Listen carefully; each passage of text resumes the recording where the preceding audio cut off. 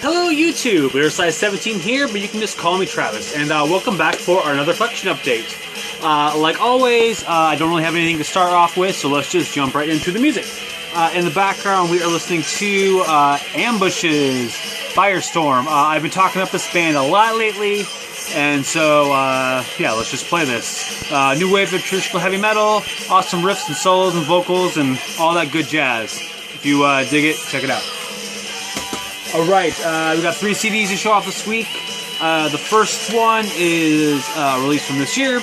This is, I believe Krolok is maybe how you pronounce the album title, the band's name, Krolok. Spelled K-R-O-L-O-K.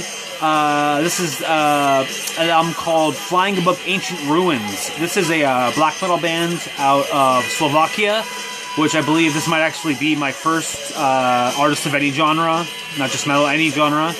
From the country of Slovakia, so that's pretty cool. Yeah, this is a band that I was not familiar with up until like maybe a week and a half, 2 weeks ago. I came across on Bandcamp. The album cover was what definitely turned me on to this album, because it is a pretty cool album cover. But yeah, I looked into this band. They have 2 other albums. I think one's a full-length, one's an EP, and then they also have a split. Pretty much everything is like super limited quantities, like, you know, like 60 or under. Except the split, I do think there's CDs 500 copies. So this is actually, you know, their first release. It's not like super limited, so that's pretty cool. But anyway, yeah, it's kind of like a pretty good emulation of like second wave black metal, like definitely like a Dark Throne kind of sound to them. They do have kind of a hint slower, some slower sections that kind of hint towards maybe DSBM a little bit, but I definitely would say that it's mostly second wave black metal, and done pretty well. Inside just lyrics, I did like the artistic choice to go with the super dark maroon, blood red if you want to say that, on the inside and on the back here. Ooh. Yeah. I don't know what I thought I was going to do there. Yeah, you know, just kind of the aesthetic of very unlegible. Since, you know, mostly I'm not really going to read the lyrics anyways. I just like the way that it appears aesthetically. But yeah, this is, you know, it's not the best album I've ever heard ever, but it's a very decent, definite black metal album. So, you know, if you're into Dark Throne or early Burzum or whatever, this album might be worth your time. So yeah, Krolok with Flying Above Ancient Ruins. This next artist, so I'm a bit, I probably, you know, I don't know if I've mentioned, Wolves in the Throne Room is a band that I'm really into, and I'm super excited for their album that is coming out in September. So I was, you know, doing some searching, looking around for stuff that kind of sounded like Wolves in the Throne Room to get myself pumped up for the new album. And this band, actually, a band that I often, at least personally, associate with Wolves in the Throne Room is a band called Death Heaven, which I'm sure everyone knows of. And, you know, they're kind of mixed in terms of whether people like them or not. I personally like them a lot, and because they kind of remind me of Wolves in the Throne Room. So this is a band that actually was compared more towards Death Heaven, because, you know, more on the post-black metal side than the black metal side. And this album came out last year. It's a band called Oathbreaker is the band. This album is called Rheia. I'm not sure if that's how it's pronounced. This is a band out of Belgium. This is their 3rd full-length. I have not listened to their other stuff, but I've listened to this like maybe 6 or 7 times, and I think it's really good. It's different from Death Heaven in terms of the fact that the singer, who is female, does both clean and harsh vocals. Her harsh vocals are excellent, sound just like, you know, the harsh vocals in Death Heaven. And her clean vocals are very interesting too. They're very kind of like sorrowful, emotive sounding. They actually really remind me of some of the vocals done in a indie psych band from California called Warpaint, who I really am into. So this band kind of reminds me of a mixture of Death Heaven and Warpaint together. And since I love both those bands, I think it sounds really excellent. Yeah, I wouldn't say this is too much like Wolves in the Throne Room.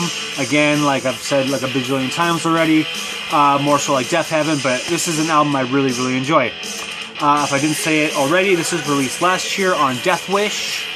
Comes in this digipack with the gatefold thing coming out here.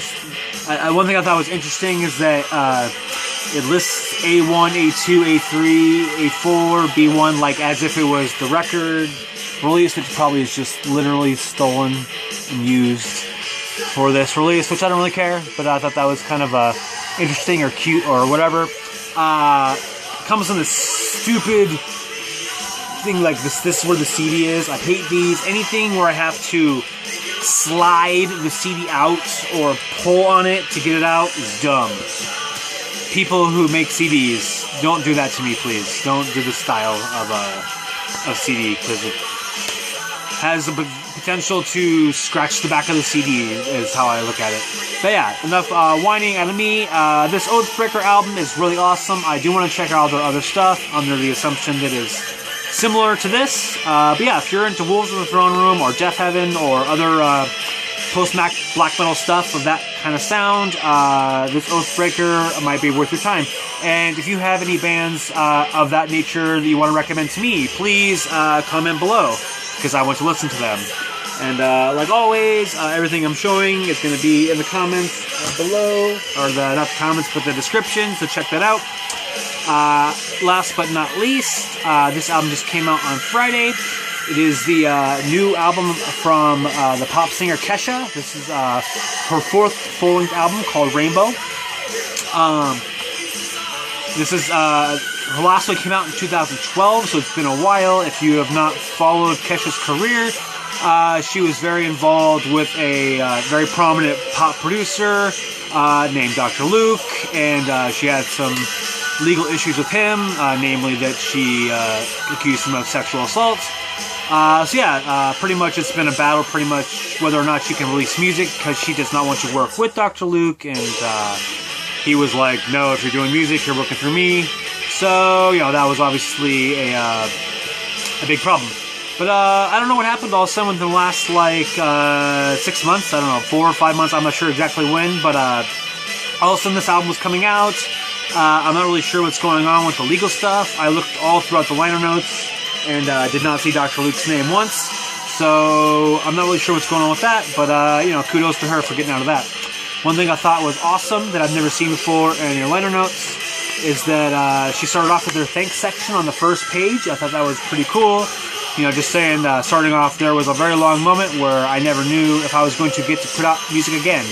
Ever so, if you were reading this, that means we made it. So yeah, I thought that was pretty neat to have the album start off with thanks. But yeah, onto the music. I gotta say, this album is kind of, I don't want to say disappointing, but it's disappointing. I listened to Kesha pretty much for the same reason I listen to like a Lady Gaga or Britney Spears. I want to listen to some, you know, dance pop, and that's not really what this is. This is kind of definitely more in the kind of pop rock section, and even more so, you know, I'm not too much into this genre to really speak too intelligently about it, but it sounds very much kind of like country or southern rock to me. So maybe if you're familiar with her past work, this song is more like the song she did with Iggy Pop called Dirty Love from her album Warrior previous to this.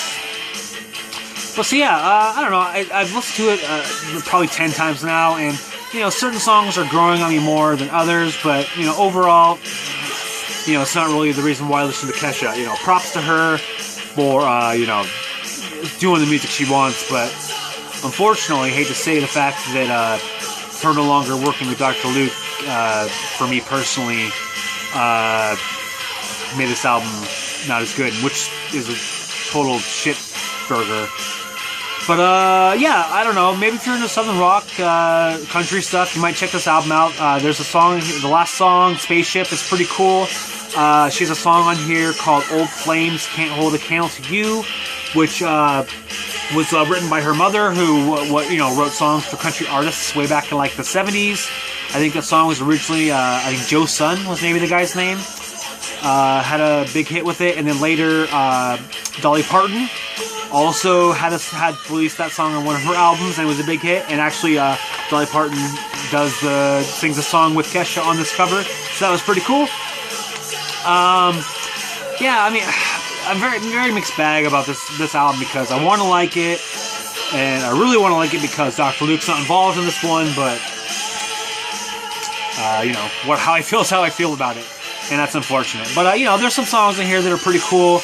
The lead single, "Praying," which is produced by Ryan Lewis, formerly of Macklemore and Ryan Lewis. Also, the song "Woman," which has the Dap King horns, which was, oh god, I wish I remember now. I think they're the horn section from a group called Sharon and the Dap Kings. I'm not totally familiar with that band outside of looking it up when I saw this feature, but that was kind of a cool song. I liked how much fun she was sounding like she had on that song, because there's a section in the middle where she kind of has a laugh singing the song, and it sounds very organic. And I don't know, I liked that song just because it sounded like she was having a lot of fun. But yeah, I also liked the song "Boots," and the song "Spaceship." I do like that song too. I don't know. I'm rambling at this point, but you know, this pretty much it wasn't what I expected. That was my first problem with it, was that it was not what I expected, and you know, I'm sort of just reacting to that. But yeah, I don't know. I enjoy it. It's not my favorite. Definitely won't make my top 30. I wish I could say it would, but it's not going to. Again, with these stupid slide-out CD digipacks. But yeah, I was kind of bummed because I saw that Target had the exclusive, like I had purchased with Warrior, that comes in this huge box and comes with the shirt, which is pretty cool. I was kind of bummed to see that edition existed, and I did not purchase it, but whatever. Yeah, Kesha, Rainbow. If you like pop music, you like rock, southern rock country, I don't know, maybe check it out. Yeah. Alright, that's it for this week. Sorry that I probably spent half the video talking about pop music, even though most of my watchers aren't into that, but that's what you're going to get with my channel. But yeah, thanks for watching. Thank you for subscribing. Everything that I've spoken about will be linked in the comments or the description below. If you've listened to any of these albums, or you listen to them after you watch this video, comments always welcomed. Love talking about music, especially with you. So yeah, have a good day.